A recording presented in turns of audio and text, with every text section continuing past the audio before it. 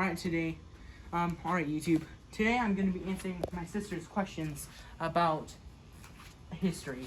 Alright, what's your first question? My first question is, why did they fight? Why couldn't they just sign an agreement?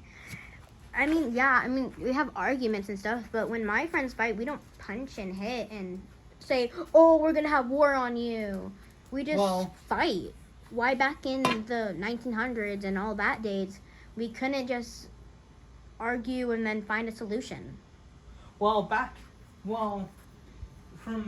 his political and military standpoint, let's say, I'm a French soldier, and my general / political figure tells me to march into somebody's land and invade it.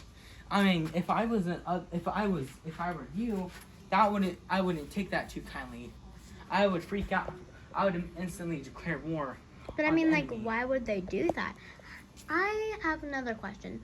Why would they just... I mean, like, why did they have, like, spies and all that stuff back then? Well, they still have spies now. To answer your first question, they just fought because out of necessary survival. To answer your second question is just because back then and still in today, we don't know what the enemy's gonna do. We don't know. We are not mind readers or psychics. So what can we call it? So they deployed spies and a bunch of other tactics to try to see what the enemy's gonna do before they actually do it. And this is a question for kids.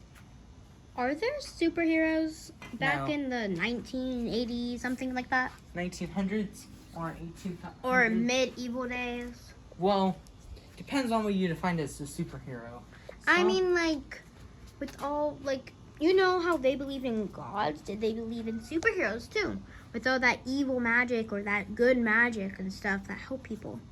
Well, were there super villains? Back then, they did, especially in the medieval days, if you were accused of doing magic, because from a Bible standpoint, magic is evil, always evil. So if somebody, let's say in Salem, Massachusetts, if a bunch of people find out that you were doing like something witchcraft related or doing something that they think was witchcraft, they're gonna get a giant mob outside of your house, then start jabbing you with forks, then hang you by the neck, which will decapitate you, which means your head will fall off. Yes. But, I know that if you think that they are a witch, you would hang them by the neck, have boulders by their feet, for you don't just end them right then. You have boulders by their feet, you'll hang them by the neck, and then you'll just kick it. You'll kick the boulders. You kick the boulder, and then that's when they die. They go, yes, exactly. And superheroes did it. Well, there's realistic superheroes, what I like to call. There's realistic superheroes. Basically, what they do is and what basically they're real people that have like an almost hero like aesthetic to them. They're almost like they're basically a lot very idolized. Like Napoleon, he's like a real life superhero. He didn't have laser eyes or anything. But I know what you mean. Like, they don't have superpowers or anything, but they still do good stuff, so that makes them a superhero. Yes, like Napoleon, he led the French to victory in over 120 battles. He only lost 20 of those 100 battles. He fought all over Egypt, Africa, and the Middle East. And one more question. Sea. Yes. How do you lose a battle? I mean, I know one reason. If all you people die and you die, then you automatically lose because you don't have a signing, something like that. But I mean, like, how do you lose a battle if you're still alive and you have a lot of army and you're still alive? Then how do you lose that?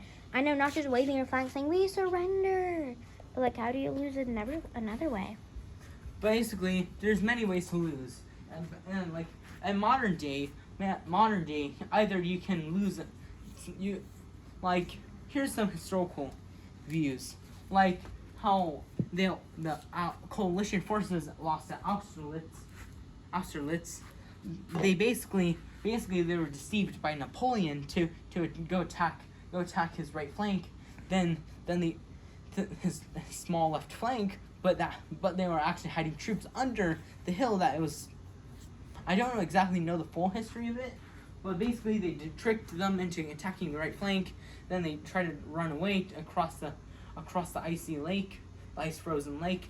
Then Napoleon aimed his cannons at the ice lake, and it cracked the ice lake into a bunch of pieces.